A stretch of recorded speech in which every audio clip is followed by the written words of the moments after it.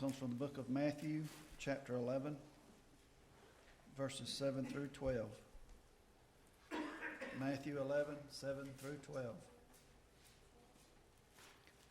And as they departed, Jesus began to say unto the multitudes concerning John, What went ye out into the wilderness to see? A reed shaken in the wind? But what went ye out for to see? A man clothed in soft raiment? Behold, they wear soft clothing, are in kings' houses. But what you went out for to see? A prophet? Yea, I say unto you, and more than a prophet. For this is he of whom it is written, Behold, I send my messenger before thy face, which shall prepare thy way before thee. Verily I say unto you, among them that are born of women, there hath not risen a greater than John the Baptist. Notwithstanding, he that is least in the kingdom of heaven is greater than he. And from the days of John the Baptist until now, the kingdom of heaven suffered violence, and the violent take it by force.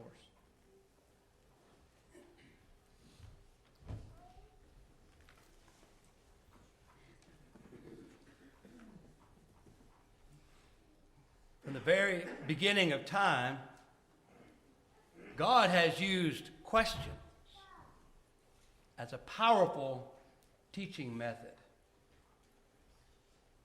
Where are you, Adam? God knows everything. He knew exactly where Adam was. I believe he was trying to get his attention. And what have you done? Where are you, Adam? The psalm writer, by inspiration, asked a very soul-searching question. What is man that you're mindful of him? Or the Son of Man that you visited him? Jesus asked us to keep things in perspective when he asked, what is a man profited if he should gain the whole world and lose his own soul? The Hebrew writer was warning us with this question: how shall we escape if we neglect so great salvation? Anyone who's ever raised children knows that questions are part of the learning process. Sometimes it gets on our nerves. You have a 4 or 5 year old and they're hanging around, Mom and Daddy, why this? And you tell them why, but why that? Well, yeah, but this is why, but why that, the other? Okay, enough of the questions already. So when you get old enough, the thing is, we still have questions. We still learn through the question process. The thing is, I think as adults, we just are not as inclined to verbalize them for fear we'll expose our ignorance. We want people to realize I don't know as much as I want you to think that I know, so I'm just not going to ask questions, even though that's really how we learn, is by asking and answering questions. After Jesus had sent the disciples of John away in Matthew 11, well, the answer, of course, they were looking for, he turned to the multitude. And he wanted to confront their minds about what they thought of John. Who is he? And why did you go out there in the wilderness to see him? What were you expecting? What were you looking for? And I believe the heart of it is when he said, you went out looking for a prophet? Yes. He's a prophet, but more than that. This is the one that was spoken of. I will send my messenger before my face, who will prepare my way before me. This is not just any other prophet. This is the forerunner of the Christ. An extremely significant observation. But after he says this and confronts their minds about who they went out to see, returning to the text of this chapter, verse 16, he asks another question. To what shall I liken this generation? And then he gives an interesting answer. And at first glance, you really need to read it in the context to understand, what his illustration means. But he says, what am I going to liken this generation? And so he uses an illustration with children. He said, it's like children sitting in the marketplaces and calling to their companions and saying, we played the flute for you and you didn't dance. We mourned to you, and yet you did not lament. What is this about? And what does this illustration mean? Well, if you continue reading and you think about what he just said about who John was. He said, for John came neither eating nor drinking, and they say, he has a demon. The Son of Man came eating and drinking, and they say, look, a gluttonous man and a winebibber, a friend of tax collectors and sinners. But wisdom is justified by her children. What was this illustration saying when Jesus said, this is what this generation is like? It's like children playing flutes, but no one's dancing.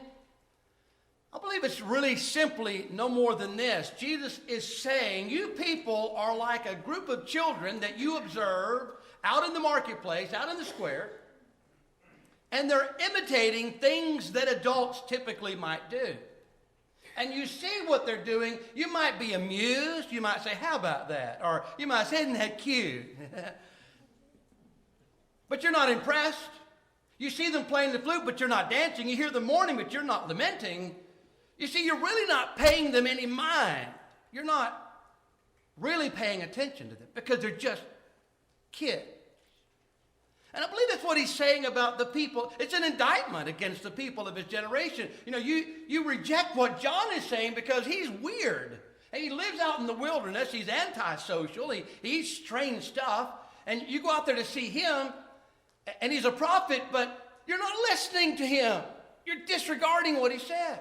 I, on the other hand, I come and I'm socializing, I'm eating with you, and what do? To me? You marginalize me by saying, well, you're just a friend of sinners and a gluttonous man and a winebibber. So it doesn't matter how you package it. You're just not gonna listen. You're not gonna pay attention.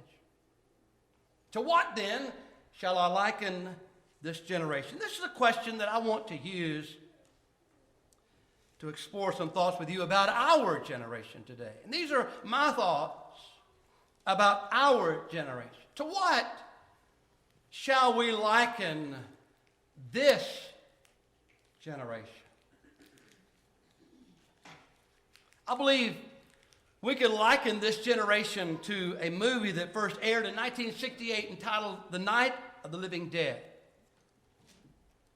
It's been remade a few times since then. Of course, the basic bottom line plot of the movie is where dead bodies are somehow reanimated with some kind of radiation exposure or whatever. And so you have these dead bodies walking around, reanimated, and they're doing harm, eating the flesh of other living people. And you know, it's just really a tragic horror flick. I mean, we understand the basic theme behind it, but you know, this idea of dead bodies walking around animated is really a biblical concept.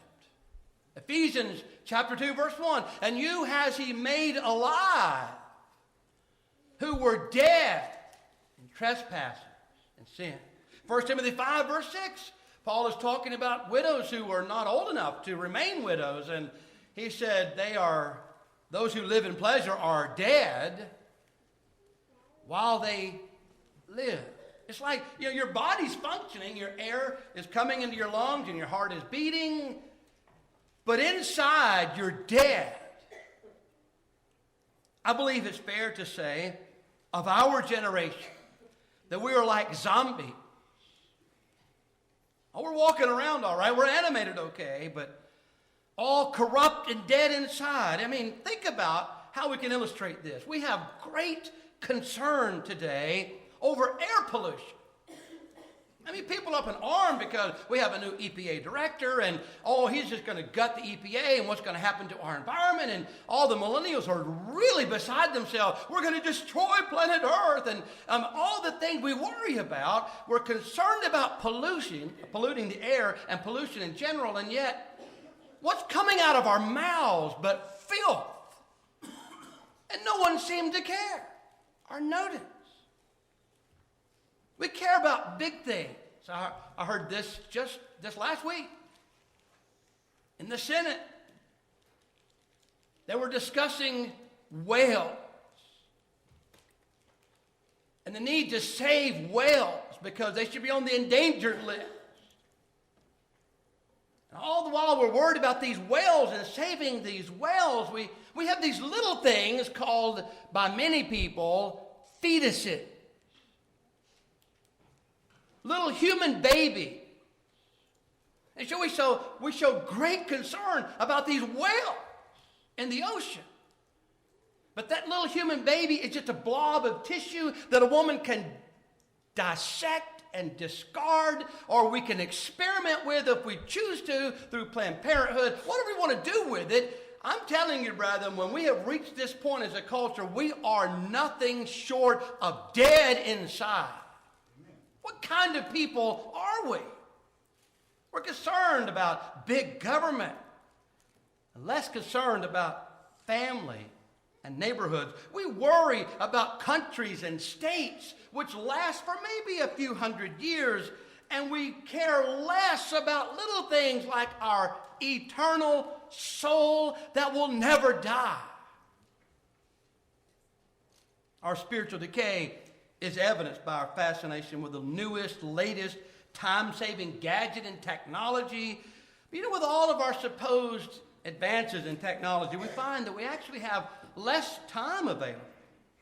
Jesus was right when he spoke about the cares, pleasures, and riches of this world choking out the word. As a culture, we're choking on all of our so-called progress. We have actually now less time for family, friends, church, Bible study. What about the day when you had to go out with a rubbing board and a wash pail and wash your clothes and hang them out to dry? And you had to actually cook your food if you wanted it hot. There wasn't no such thing as a microwave or a washing machine. You had to go out and grow your crops and gather your crops and store your crops and eat your animals that you had fed in the yard. Things were difficult and time-consuming, and yet it seems, does it not, if you go back into that period of time, we actually spent more time with each other. With all this stuff that we had. Less time for each other. It's almost like the forces of darkness have conspired to convince us that more junk, more gadgets, make us better off. Our spiritual death causes us to be unaware that we're even deceived. I think sometimes as spiritual zombies, we seek to convince ourselves that the accumulation of wealth, the pursuit of wealth, will make us happier. We have more money in this country than most of the world's population combined, and yet we are poverty-stricken. Our poverty is one of soul and mind. We've gained the world and lost our collective and most of us individual souls. We seek to feel alive by pursuing entertainment, good times, popularity, hedonism. And yet we fail to recognize our spiritual poverty. When we can countenance the slaughter of the most innocent among us through abortion, can there be any doubt that we have lost our soul? The prophet Isaiah spoke of the unthinkable when he said in Isaiah 49 verse 15, "Can a woman forget her nursing child and not have compassion on the son of her womb? Surely they may forget, yet I will not forget you." Isaiah's question is contemplating an incredible state of affairs. Things have to be really bad for a mother to forget or disregard the fruit of her womb. Again, part of that Senate hearing this past week, Planned Parenthood was on trial, as it were. And they were being grilled about these questions. Do you tell these mothers that these aborted babies can be used for experimentation and organs can be donated to others for experimentation? Yeah.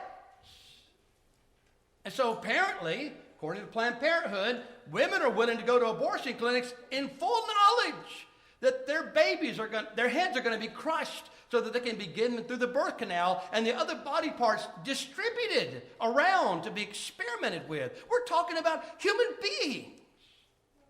This was in our Congress this past week.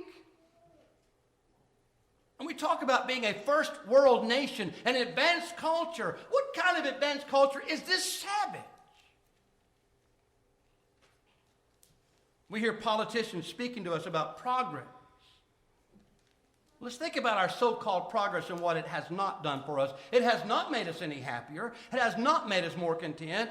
It has not given us the ability to enjoy peace of mind. We're certainly not any holier or more whole or wise. I mean, we've often referred to this as the information age. But we are certainly no wiser as a result. To what then can we compare this generation? Very much like the generation before the flood. Characterized by broken families. Genesis 4:19, Lamech took for himself 2 wives. The name of one was Adah, the name of the other was Zillah. Genesis 6:1 says, it came to pass when men began to multiply on the face of the earth, and daughters were born to them, that the sons of God saw the daughters of men, that they were beautiful, and they took wives for themselves of all whom they chose. Total disregard for God's will for the home.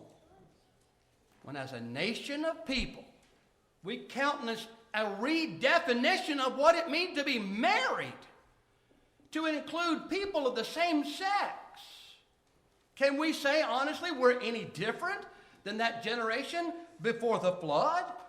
Now, Jeremiah said of the people of his day, were they ashamed when they committed abomination? No, they were not at all ashamed, nor did they know how to blush. Jeremiah 8, verse 12. Christianity, this holy religion itself, has become the brunt of every foul joke. The home is abandoned, redefined, neglected at best. The world of Noah's day became exceeding wicked. You know, we might argue we haven't yet reached the tipping point, but brethren, I have to honestly ask, how much longer do you suppose we can keep it together as a culture and as a nation? With the glorification of deviant sexual behavior on the internet, gratuitous violence as entertainment. Most of our young people find it interesting to be entertained with zombies and vampires, movies, books, etc. Coarse language is now acceptable. Women using language that offends most men. The death of femininity, the death of masculinity, the blurring of the distinction between genders. We are living in very frightening times. I think it's fair to say this generation is like the generation of 3rd and 2nd century Rome. I want you to think about something with me for a moment. When Christianity exploded into the world scene, and I think it's fair to describe it that way, it literally exploded, it blossomed into full view in the 1st century Roman world. The Mediterranean basin was taken off guard. They had no idea what was happening to them. Christianity turned their world upside down. In the arena of ideas, Christians began preaching there is one God and only one way to heaven and only one Lord. And the Roman philosophers and Greek philosophers didn't know what to do with that. They had no response to that. They were caught off guard. Unfortunately, the empire would strike back. And so by the early part of the 2nd century, there was a concerted effort on the part of Greek philosophers to try to fine-tune their message regarding many gods, based primarily on a mixture of Greek philosophy and Eastern mysticism, commonly referred to as Neoplatonism.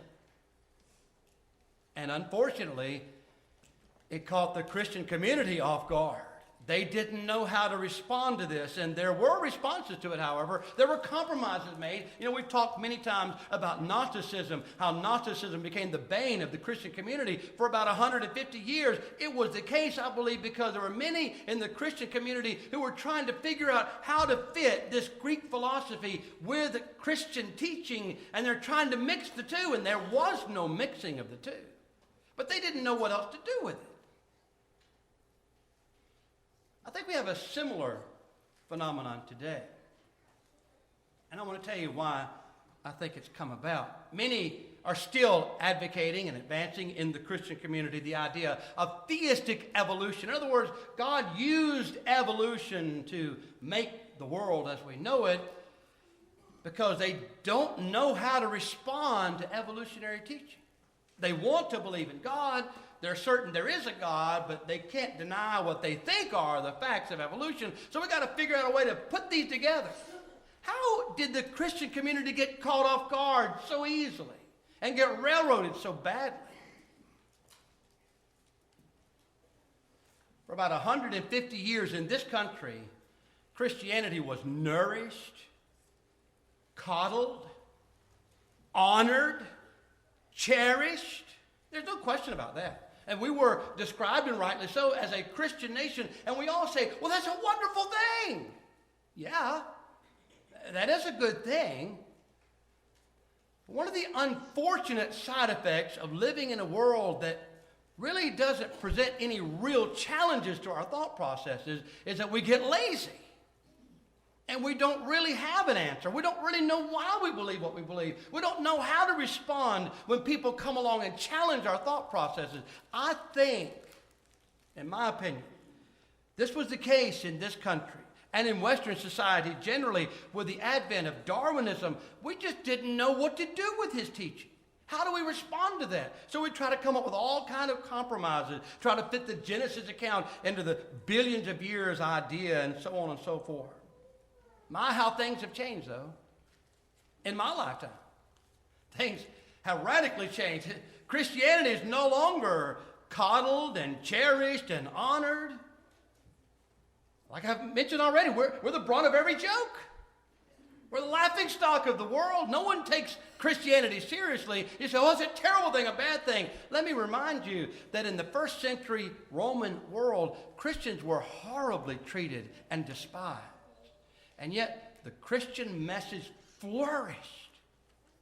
And I believe, among other things, you could argue other reasons, but I believe among other things, it was because as Christian ministers went out preaching the gospel, they had to fine-tune their message. They had to use intellectual strength and exercise to understand what it was they needed to say and how to present it to a lost and dying world. I'm afraid that sometimes when we are at ease in Zion, we get lazy. That's what I'm trying to say. And then sometimes persecution causes us to back up into a corner. But rather than lose heart, brethren, let's use this as an opportunity to say, Lord, help us refine your message to present it to a lost and dying world, because the gospel is still God's power to salvation, brethren. It has not changed, nor will it change. Christianity flourishes when she is persecuted. And I believe these are points that need to be emphasized here. When things are always going our way, and it seems like we're always striving, isn't it, toward a world where Christianity is embraced and accepted and it's part of the mainstream, and we want to be part of the mainstream, and that's what we're striving for. Yet ironically, when we achieve that, it's to our detriment. I believe far too many Christians have forgotten this world is not our home. And I believe the good Lord in heaven knew his people needed to be reminded. This world is not your permanent dwelling place. We are able to see it's more important to save our soul than to save our culture. Oh, culture is important, yes. And we want to have a world where the gospel has free course. Of course we want that. But our primary emphasis must always be towards saving our soul. It's of greater value to save our children than to save the planet. I believe we're now beginning to awaken to the fact that the advancement of the kingdom of God requires hard work, sacrifice, and a willingness to engage in the arena of ideas. The weapons of our warfare are not carnal, but mighty through God to the pulling down of strongholds, casting down every imagination, every argument, bringing it into subjection to Christ. That is our mission, to fine-tune God's message. So, as I bring my thoughts to a close today about what we can liken this generation to, let me ask you, let me challenge you. Where you are in this battle of ideas. Do you believe that Jesus is the Christ? the Son of the living God? If you do, have you responded to him on his terms? Have you obeyed the gospel? As a child of God, are you living a faithful Christian life? Doing those things that are pleasing in his sight, letting your light shine, being the salt of the earth? Are you subject to heaven's invitation? What then shall I liken this generation? Powerful question. It's one I believe we all should explore from time to time, but I want to end with another thought. Another question. For what is your life? It is even a vapor that appears for a little while and then vanishes away. I'm not old. At least I don't want to think I'm old. This cold makes me feel old, but I'm not really old. If I lived to be 100, I don't suppose I would think of myself as really old. But if I lived to be 100, what's 100 years? It's not really that long a period of time in the scheme of things. Man's life is very short. I do know that the older I get,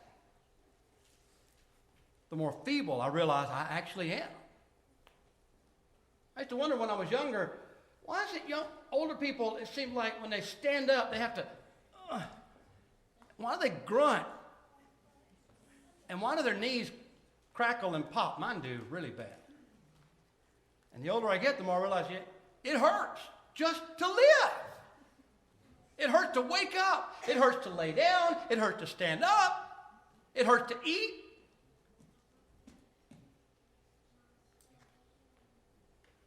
What is your life? We're not guaranteed tomorrow. We're not guaranteed another moment. If you're subject to heaven's invitation, please don't squander this chance.